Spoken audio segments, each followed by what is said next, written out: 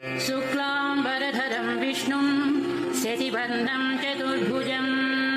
प्रसन्नवदनं ध्यायेत् सर्वविघ्नोपशान्तये। व्यासं वसिष्ठनप्तारं शक्तेः पौत्रमकल्मषम् पराशरात्मजं वन्दे सुखदातं तपोनिधिम्। यस्य द्विरदभक्ताद्याः पारिषद्याः परस्मृतं विघ्नं निघ्नन्ति सततं विश्वक्सेनं तवाश्रये। व्यासाय विष्णुरूपाय व्यासरूपाय विष्णवे नमो वै ब्रह्मनिधये वासिष्ठाय नमो नमः। अविकाराय शुद्धाय नित्याय परमात्मने सदैकरूपरूपाय विष्णवे सर्वजिष्णवे। यस्य स्मरणमात्रेण जन्म संसारबन्धनात् विमुच्यते नमस्तस्मै विष्णवे प्रभविष्णवे। ॐ नमो विष्णवे प्रभविष्णवे सच्चिदानन्दरूपाय कृष्णया क्लिष्टकारिणे नमो वेदान्तवेद्याय गुरवे बुद्धिसाक्षिणे। कृष्णद्वैपायनं व्यासं सर्वलोकहिते रतं वेदाब्जभास्करं वन्दे समाधिनिलयं मुनिः। सहस्रमूर्तेः पुरुषोत्तमस्य सहस्रनेत्राननपादबाहो सहस्रनाम्नां स्तवनं प्रशस्तं निरुच्यते जन्मजरादिशान्त्यैः। श्रीवैशम्पायन उवाच श्रुत्वा धर्मानशेषेण पावनानि च सर्वशः युधिष्ठिरस्यान्तनवं पुनरेवाभ्यभाषत। युधिष्ठिर उवाच किमेकं दैवतं लोके किं वाप्येकं परायणं स्तुवन्तः कं कवर्चन्तः प्राप्नुयुर्मानवाः शुभम्। को धर्मः सर्वधर्माणां भवतः परमो मतः किं जपन् मुच्यते जन्तुर्जन्म संसार बन्धनात्। श्रीभीष्म उवाच जगत्प्रभुं देवदेवम् अनन्तं पुरुषोत्तमं स्तुवन्नाम सहस्रेण पुरुषः शततोऽधिकः। तमेव चार्चयन् नित्यं भक्त्या पुरुषमव्ययम् ध्यायन् स्तुवन् नमस्यंश्च यजमानस्तमेव च। अनादिनिधनं विष्णुं सर्वलोकमहेश्वरं लोकाध्यक्षं स्तुवन् नित्यं सर्वदुःखादिगो भवेत्। ब्रह्मण्यं सर्वधर्मज्ञं लोकानां कीर्तिवर्धनं लोकनाथं महद्भूतं सर्वभूतभवोद्भवम्। एष मे सर्वधर्माणां धर्मोऽधिगतमो मतः यद्भक्त्या पुण्डरीकाक्षं स्तवैरक्षेन्नरः सदा। परमं यो महत्तेजः परमं यो महत्तपः परमं यो महद्ब्रह्म परमं यः परायणम्। पवित्राणां पवित्रं यो मङ्गलानां च मङ्गलम् दैवतं देवतानां च भूतानां यो व्ययः पिता। यतः सर्वाणि भूतानि भवन्त्यादियुगागमे यस्मिंश्च प्रलयं यान्ति पुनरेव युगक्षये। तस्य लोकप्रधानस्य जगन्नाथस्य भूपते विष्णोर्नाम सहस्रं मे शृणु पापभयापहम्। यानि नामानि गौणानि विख्यातानि महात्मनः ऋषिभिः परिगीतानि तानि वक्ष्यामि भूतये। विष्णोर्नाम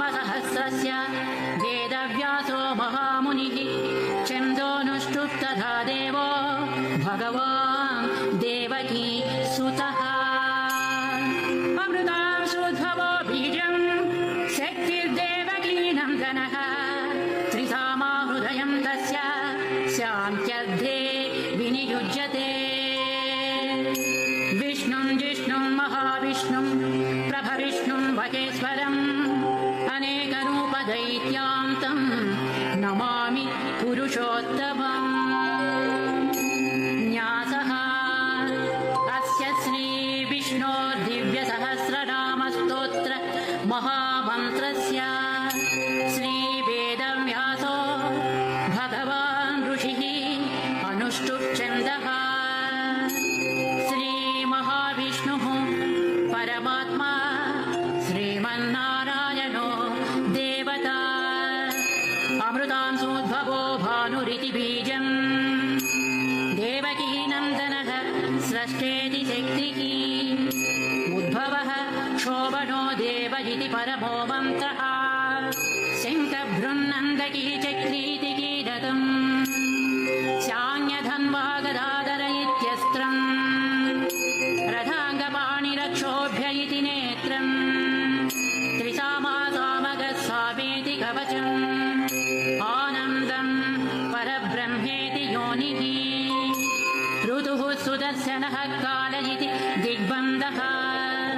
श्रीविश्वरूप इति ध्यानम्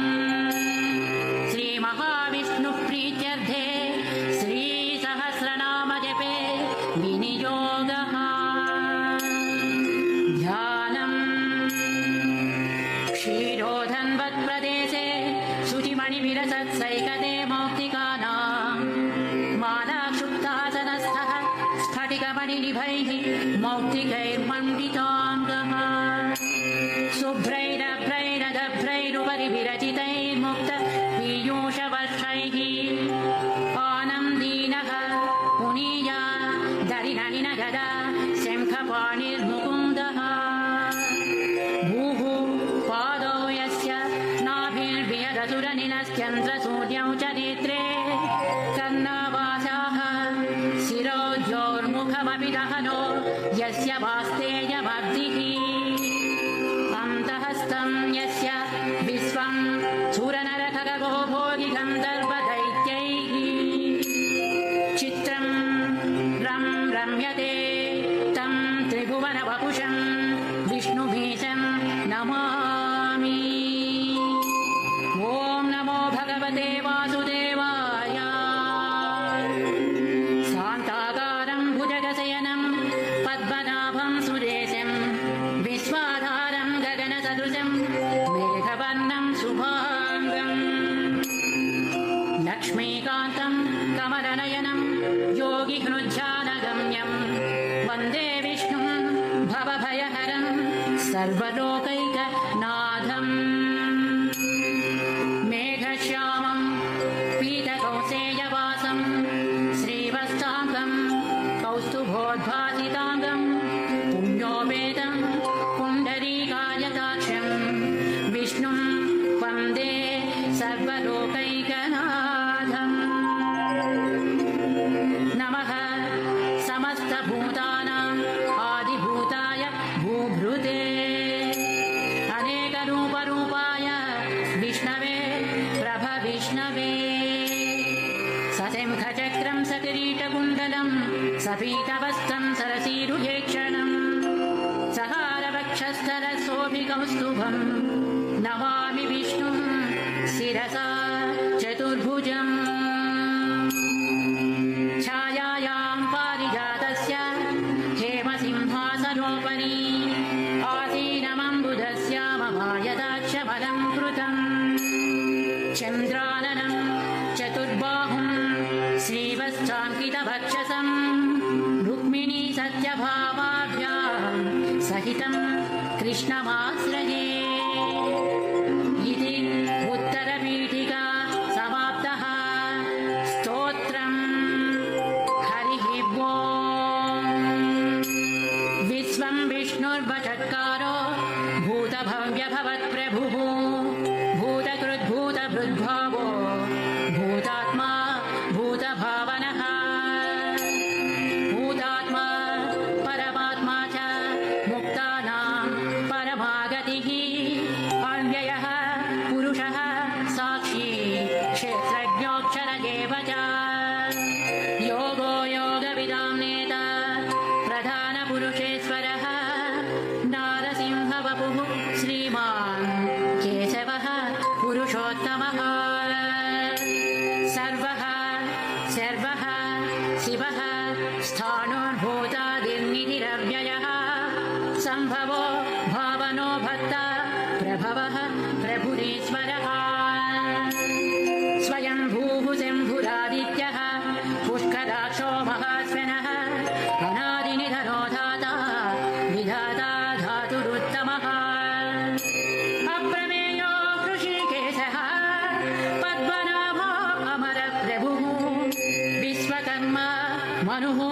स्वस्था स्थविष्टः स्थविरो ध्रुवः अग्राह्य शाश्वतः कृष्णो लोहिताक्षः प्रदद्धनः प्रभूतस्त्रिगुर्धाम पवित्रं मङ्गलं पदम् ईशानः प्राणदः प्राणो ज्येष्ठः श्रेष्ठः प्रजापतिः हिरण्यगर्भो भूगर्भो माधवो मधुसूदनः ईश्वरो विक्रमी धन्वी मेधावी विक्रमः क्रमः अनुत्तमो दुरादर्शः कृतज्ञः कृतिरात्मवान् सुरेशः शरणं शर्म विश्वरेताः प्रजाभवः अहः संवत्सरो व्याळः प्रत्ययः सर्वदर्शनः अजः सर्वेश्वरः सिद्धः सिद्धिः सर्वादिरच्युतः वृषाकपिरमेयात्मा सर्वयोगविनिस्मृतः वसुर्वसुमनः सत्यः समात्मा संवितः समः अमोघः पुण्डरीकाक्षो वृषकर्मा वृषाकृतिः रुद्रो बहुशिरा बभ्रुर्विश्वयोनिः शुचिस्रवाः अमृतः शाश्वतः स्थाणुः वरारोः महातपाः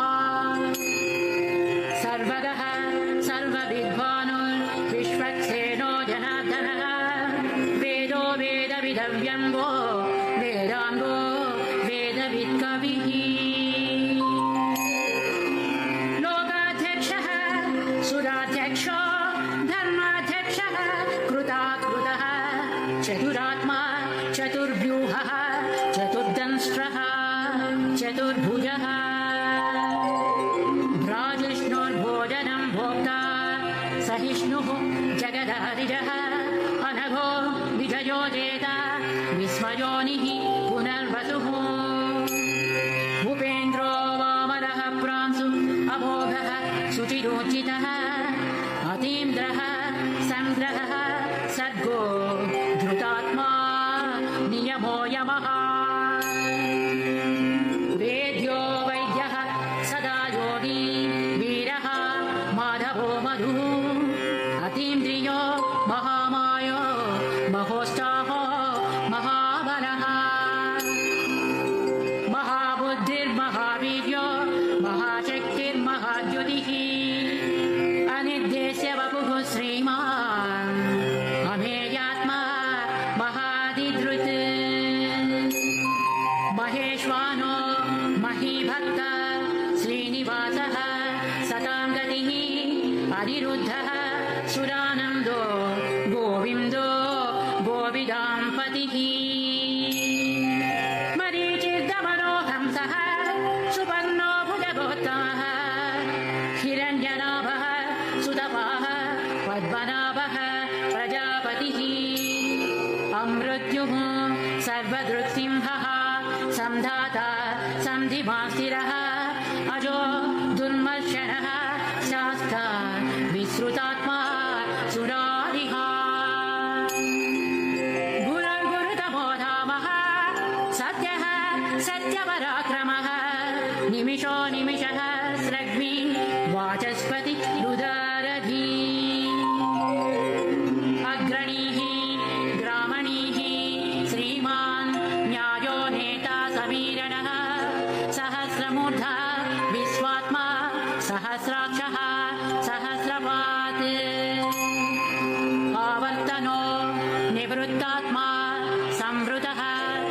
प्रमर्दनः अहः संवत्तको वह्निः अनिलो धरणीधरः सुप्रसादः प्रसन्नात्मा विश्वदृग्विश्वभुग्विभुः सत्कर्ता सत्कृतः साधुः जह्नुर्नारायणो नरः असंख्येयो प्रमेयात्मा विशिष्टः शिष्टकृच्छुचिः सिद्धार्थः सिद्धसङ्कल्पः सिद्धिदः सिद्धिसाधनः वृषाहि वृषभो विष्णुर्वृषपर्वा वृषोधरः वर्धनो वर्धमानश्च विविक्तः श्रुतिसागरः सुभुजो दुर्धरो वाङ्मी महेन्द्रो वसुधो वसुः नैकरूपो बृहद्रूपः सिपिविष्टः प्रकाशनः मोजस्तेजो द्युतिधरः प्रकाशात्मा प्रतापनः बुद्धः स्पष्टाक्षरो मन्त्रः चन्द्रांशुर्भास्करद्युतिः अमृतांशुद्भवो भानुः स्यतिबिन्दुः सुरेश्वरः औषधं जगतः सेतुः सत्यधर्म पराक्रमः भूतभव्यभवन्नाथः पवनः पावनो नलः कामः कामकृत्कान्तः कामः कामप्रदः प्रभुः युगाधिकृद्युगावन्तो नैकमायो महासनः अदृश्यो व्यक्तरूपश्च सहस्रजित् अनन्तजित् शिष्टो विशिष्टः शिष्ठेष्टः शिखण्डी नहुषो वृषः क्रोधः क्रोधकृत्कर्ता विश्वबाहुः महीधरः अच्युतः प्रथितः प्राणः प्राणदो वासभानुजः अपां निधिरधिष्ठानम् अप्रमत्तः प्रतिष्ठितः स्कन्दः स्कन्दधरो दुर्यो वरदो वायुवाहनः वासुदेवो बृहद्भानुः आदिदेवः पुरन्दरः अशोकस्तारणस्तारः शूरः सौरिजनेश्वरः अनुकूलः शतावर्तः पद्मी पद्मनिवेक्षणः पद्मनाभो अरविन्दाक्षः पद्मगर्भः शरीरभृत् महद्धिः रुद्धो वृद्धात्मा महाक्षो गरुडध्वजः अतुलः शरभो भीमः समयज्ञो हविर्हरिः सर्वलक्षणलक्षण्यो लक्ष्मीवान् समतिञ्जियः अक्षरो रोहितो माध्वो हेतुर्दामोदरः सः महीधरो महाभागो वेगवान् अमिताचलः उद्भवः शोभनो देवः श्रीगर्भः परमेश्वरः करणं कारणं कर्ता विकर्ता गहनो गुहः व्यवसायो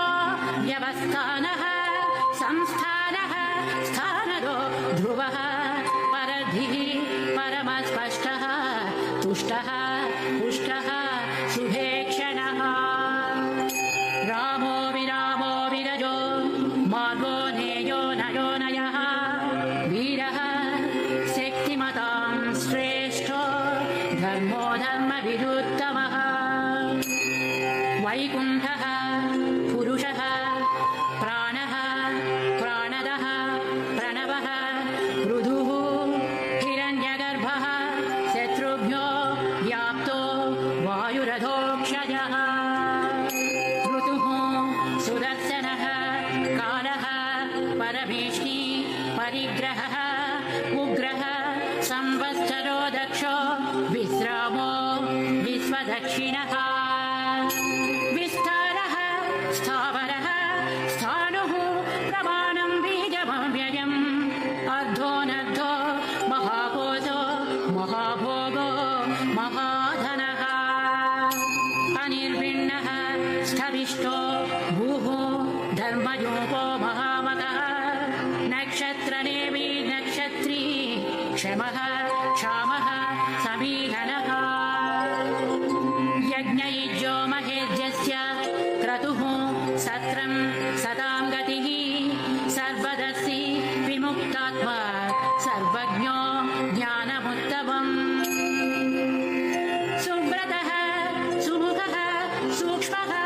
सुभाषः सुखदः सुहृत् मनोहरो जितक्रोधो वीरबाहुर्विदारणः स्वापनः स्ववसो व्यापी नैकात्मा नैककर्मकृत् वश्चरो वश्चरो वश्चि रत्नगर्भो धनेश्वरः धर्मकृद्धर्मी सदसक्षरमक्षरम् अभिज्ञाता सहस्रांशुः विधाता कृतरक्षणः गभस्तिनेमिः सत्त्वस्थः सिंहो भूतमहेश्वरः आदिदेवो महादेवो देवेशो देवभृद्गुरुः उत्तरो गोपतिर्गोप्ता ज्ञानगम्यः पुरातनः शरीरभूतभृद्गोप्ता कपीन्द्रो भूरि दक्षिणः सोमपोऽमृतवः सोमः पुरुषोत्तमः विनयोजयः सत्यसन्धो दाशाधः सात्वतां पतिः जीवो विनयिता साक्षी मुकुन्दो वितविक्रमः अम्भोनिधिः अनन्तात्मा महोदधिजयोऽन्तकः अजो महाधः स्वाभाव्यो जितामित्रः प्रमोदनः आनन्दो नन्दनो नन्दः सत्यधर्म त्रिविक्रमः महर्षिः कपिलाचार्यः कृतज्ञो मेदिनीपतिः त्रिपदस्त्रिदशाध्यक्षो महाशृङ्गः कृतान्तकृत् महावराहो गोविन्दः सुषेणः कनकाङ्गदी गुह्यो गभीरो गहनो गुप्तश्चक्रगदाधरः वेदाः स्वाङ्गोदितः कृष्णो दृढः सङ्कर्षणोच्युतः वरुणो वारुणो वृक्षः पुष्कराक्षो महामनाः भगवान् भगहानन्दी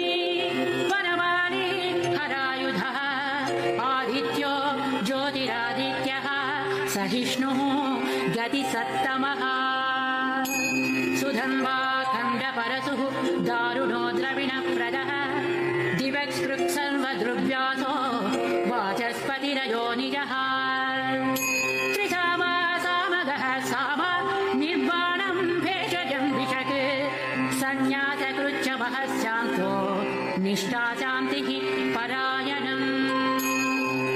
शुभाङ्गः शान्तिदः स्रष्टा कुमुदः कुवदेशयः गोहितो गोपतिर्गोप्ता वृषभाक्षो वृषप्रियः अनिवर्ती निवृत्तात्मा संक्षेप्ता क्षेमकृच्छिवः श्रीवत्सवक्षाः श्रीवासः श्रीपतिः श्रीमताम्बरः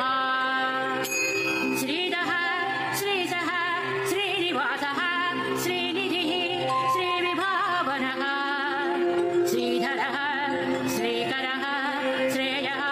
श्रीमान् लोकत्रयाश्रयः स्वक्षः स्वङ्गः शतानन्दो नन्दिज्योतिर्गणेश्वरः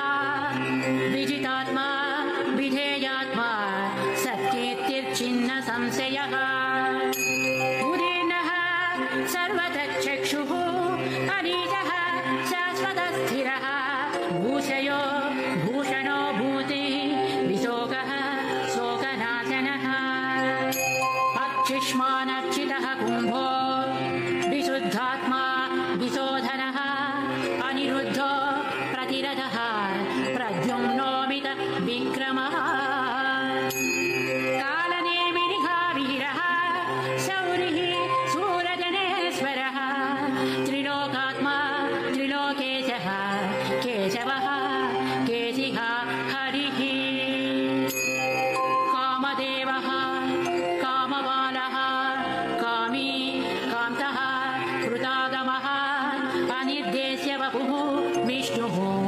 वीरोऽनन्तो धनञ्जयः ब्रह्मण्यो ब्रह्मकृद्ब्रह्मा ब्रह्म ब्रह्म विवर्धनः ब्रह्मवित् ब्राह्मणो ब्रह्मी ब्रह्मज्ञो ब्राह्मणप्रियः महाक्रमो महाकर्मा महातेज महोरगः महाक्रतुः महायज्वा महायज्ञो महाहविः स्तव्यः स्तवप्रियः स्तोत्रं स्तुतिः स्तोतारणप्रियः पूर्णः पूरहिता पुण्यः पुण्यकीर्तिरनामयः मनोजवस्थितकरो वसुरेता वसुप्रदः वसुप्रदो वासुदेवो वसुर्वसुमना हविः सद्गतिः सत्कृतिः सत्ता सद्भूतिः सत्परायणः शूरसेनो यदुश्रेष्ठः सन्निवासः सुयामुनः भूतावासो वासुदेवः सर्वासु निलयो नरः दर्पः दर्पदो धृप्तो दुर्धरोधा पराजितः विश्वमूर्तिः महामूर्तिः दीप्तमूर्तिरमूर्तिमान् अनेकमूर्तिरव्यक्तः शतमूर्तिः शताननः एकोनैकः स्तवः कः किं यत्तत्पदमनुत्तमम् लोकबन्धुर्लोकनाथो माधवो भक्तवत्सलः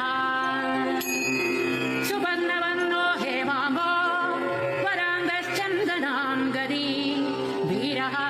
विषयः शून्यो घृतासीरचलश्चलः अवानीमानदो मान्यो लोकस्वामी त्रिलोकधृक् सुमेधा मेधजो धन्यः सत्यमेधा धराधरः तेजो वृषो द्युतिधरः सर्वशस्त्रभृताम्बरः प्रग्रहो निग्रहो व्यग्रो नैकशृङ्गो गदाग्रजः चतुर्मूर्तिः चतुर्बाहुः चतुर्व्यूहश्चतुर्गतिः चतुरात्मा चतुर्भावः चतुर्वेदविवेकपात् समावर्तो निवृत्तात्मा दुर्जयो दुरतिक्रमः दुर्लभो दुर्गमो दुर्गो दुरावासो दुरारिः शुभाङ्गो लोकसारङ्गः स्तुतं सुवर्धनः इन्द्रकर्मा महाकर्मा कृतकर्मा कृतागमः उद्भवः सुन्दरः सुन्दो रत्ननाभः सुलोचनः अल्पो वाजसनः शृङ्गी जयन्तः सर्वविजयी सुवर्णबिन्दुरक्षोभ्यः सर्वभागीश्वरेश्वरः महाह्रदो महागर्तो महाभूतो महानिधिः कुमुदः कुन्दरः कुन्दः पर्जन्यः पावनोनिलः अमृतांसोऽमृतवपुः सर्वज्ञः सर्वतो मुखः सुलभः सुव्रतः सिद्धः शत्रुजित्शत्रुतापनः न्यग्रोधो दुम्बरो अश्वत्थः चाणूरान्ध्र निषूदनः सहस्राक्षिः सप्तजिह्वाः सप्तैधाः सप्तवाहनः अमूर्तिननघोचिन्त्यो भयकृद्भयनाशनः अणुर्बृहत्कृशः स्थूलो गुणभृन्निर्गुणो महान् अधृतः स्वधृतः स्वास्यः प्राग्वंशो वंशवर्धनः भारभृत्कथितो योगी योगीशः सर्वकामदः आश्रमः श्रमणः क्षामः सुपर्णो वायुवाहनः धनुर्धरो धनुर्वेदो दण्डो दमयिता दमः अपराजितः सर्वतः नियन्ता नियमो यमः सत्यवान् सात्विकः सत्यः सत्यधर्मपरायणः अभिप्रायः प्रियालोलः प्रियकृत् प्रीतिवर्धनः विहाय जगतिर्ज्योतिः सुरुचिर्हुतभुग्विभुः रविर्विलोचनः सूर्यः सविता रविलोचनः अनन्तो हुतभुग्भोक्ता सुखदो नैकदोऽग्रजः अनिर्भिन्नः सदा पश्यि लोकाधिष्ठानमद्भुतः सनत्सनातनतमः कपिलः कपिरव्ययः स्वस्तिदः स्वस्तिकृत् स्वस्ति स्वस्तिभुक् स्वस्ति दक्षिणः अरौद्रः कुण्डलीचक्रे विक्रमोचितशासनः शब्दादिगः शब्दतः शिशिरः शर्वरीकरः अक्रूरः पेशलो दक्षो दक्षिणः शमिडाम्बरः विद्वत्तमो वीतभयः पुण्यश्रवणकीर्तनः उत्तारणो दुष्कृतिः पुण्यो दुःस्वप्ननाशनः वीरः रक्षणः सन्तो जीवनः पर्यवस्थितः अनन्तरूपोऽनन्तश्रेजितमन्योर्भयापहः चतुरस्रो गभीरात्मा विदितो व्याधितो दिशः अनादिर्भूभुवो लक्ष्मीः सुवीरो रुचिराङ्गदः जनरो जनजन्मादिर्भीमो भीमपराक्रमः आधारनिलयो धाता पुष्पहासः प्रजागरः ऊर्ध्वगः सत्पथाचारः प्राणदः प्रणवः हणः प्रमाणं प्राणनिलयः प्राणभृत् प्राणजीवनः तत्त्वं तत्त्वविदेकात्मा जन्ममृत्युजरातिगः भूर्भुवः स्वस्तरुस्तारः सविता प्रपितामहः यज्ञो यज्ञपतिर्यज्वा यज्ञाङ्गो यज्ञवाहनः यज्ञभृत् यज्ञकृत् यज्ञी यज्ञभुत् यज्ञसाधनः यज्ञाङ्गकृत् यज्ञगुह्य मन्नमन्नाद एव च आत्मयोनिः स्वयं जातो वैखानः सामगायनः देवकीनन्दनः स्रष्टा क्षितीशः पापनाशनः शङ्खभृङ्नन्दकीचक्री शान्यधन्वा गदाधरः रथाङ्गपाणिरक्ष्योभ्यः सर्वप्रहरणायुधः श्रीसर्वप्रहरणायुध ॐ नमः इति वनमाली गदी सारङ्गी शङ्खी चक्री च नन्दकी श्रीमान् नारायणो विष्णुः वासुदेवोऽभिरक्षतु श्रीवासुदेवोऽभिरक्षतो नमः इति फलश्रुतिः इतीदं कीर्तनीयस्य केशवस्य महात्मनः नाम्नां सहस्रं दिव्यानाम् अशेषेण प्रकीर्तितम् यैदं शृणुयान् नित्यं यच्चापि परिकीर्तयेत् नाशुभं प्राप्नुयात् किञ्चित् सोमुद्रेण च मानवः वेदान्तगो ब्राह्मणः स्यात् क्षत्रियो विजयी भवेत् वैश्यो धनसमृद्धः स्यात् शूद्रः सुखमवाप्नुयात् धर्मार्थी प्राप्नुयात् धर्मः अर्थार्थी च अर्थमाप्नुयात् कामानवाप्नुयात् कामी प्रजार्थी चाप्नुयात् प्रजा भक्तिमान् यः शतोत्थाय शुचिसद्गतमानसः सहस्रं वासुदेवस्य नाम्नामेतत् प्रकीर्तयेत्। यशः प्राप्नोति विपुलं याति प्राधान्यमेव च अचलां श्रियमाप्नोति श्रेयः प्राप्नोत्यनुत्तमम्। न भयं क्वचिदाप्नोति वीर्यं तेजश्च विन्दति भवत्यरोगो द्युतिमान् बलरूपगुणान्वितः। रोगात्तो मुच्यते रोगात् बद्धो मुच्येत बन्धनात् भयान्मुच्येत भीतस्तु मुच्येतापन्नमापदः।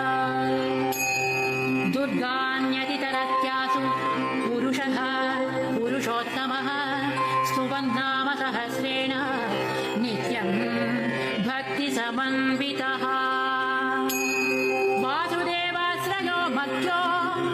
वासुदेवपरायणः सर्वपापविशुद्धात्मा याति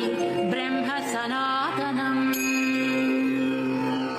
न वासुदेवभक्तानाम् अशुभं विद्यते क्वचित् जन्म मृत्युजरा व्याधिभयं नैवोपजायते। इमं स्तवमधीयानः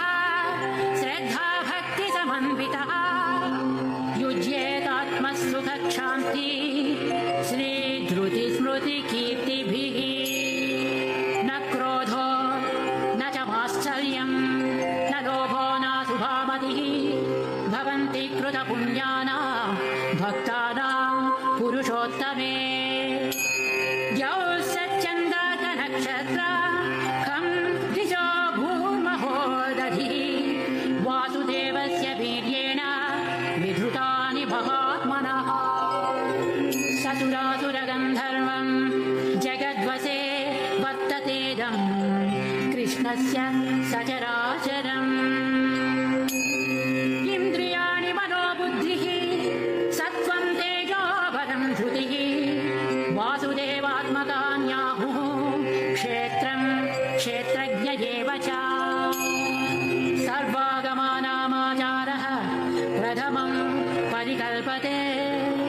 आचारप्रभवो धर्मो धर्मस्य प्रभुरच्युतः। ऋषयः पितरो देवा महाभूतानि धातवः जङ्गमाजङ्गमं चेदं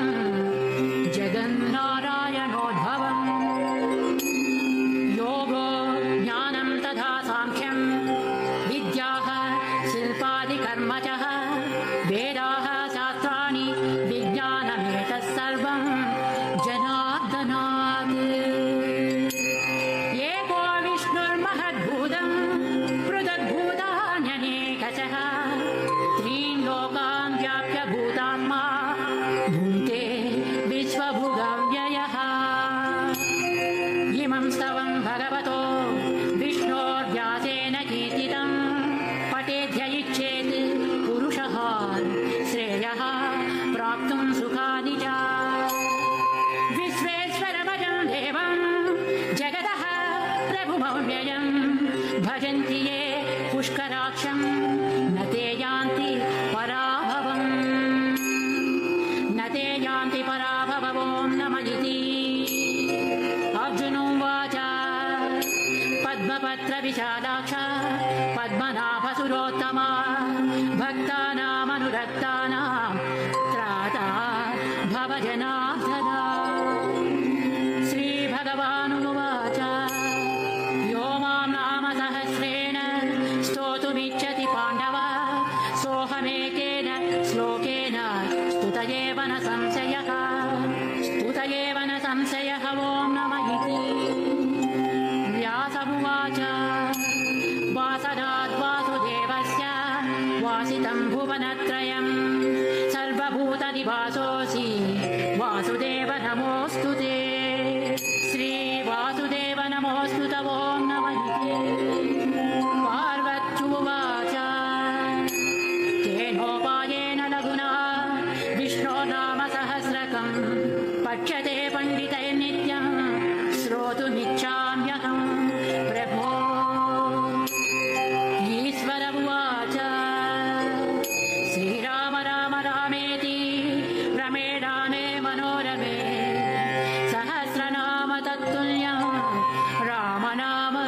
वरानने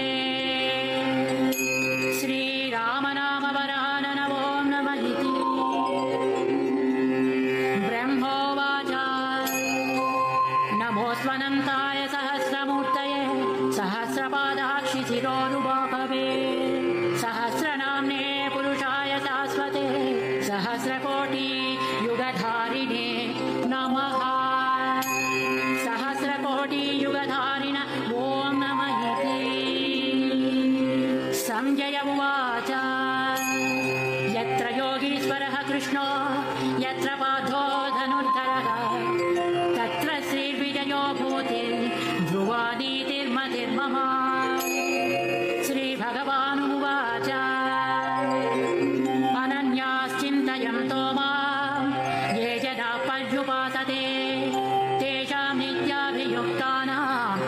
योगक्षेमं वहाम्यहम् परित्राणाय साधूनां विनाशाय च दुष्कृतां धर्मसंस्थापनार्थाय सम्भवामि युगे युगे आर्ताविषण्णाः शिथिलाश्च भीताः घोरेषु च व्याधिषु वर्तमानाः संकीर्त्य नारायणशब्दमात्रं विमुक्तदुःखा सुखिनो भवन्तु कायेन वाचा मनसेन्द्रियर्वा बुद्ध्यात्मना वा प्रकृते स्वभावात् करोमि यज्ञः सकलं परस्मै नारायणायेति समर्पयामि ॐ तत्सत् इति श्रीमहाभारते शतसाहस्रिकायां संहितायां वैयासिक्याम् अनुशासनपर्वान्तर्गत अनुशासनिकपर्वणि मोक्षद्वारे भीष्मयुधिष्ठिरसंवादे श्रीर्विष्णोर्दिव्य सहस्रनामस्तोत्रम् नामैकोनपञ्चशताधिकशततमोऽध्यायः।